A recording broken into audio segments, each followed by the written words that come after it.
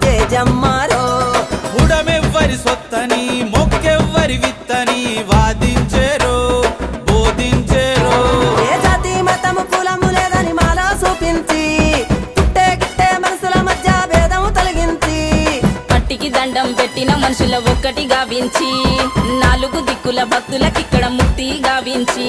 ఏరారెండో దరువులతో ఆటలతో పాటలతో నెరవీణ నెమలి కన్నుల ఎదురు కోళ్ల మొక్కులతో సమక సారక గంటెటిరో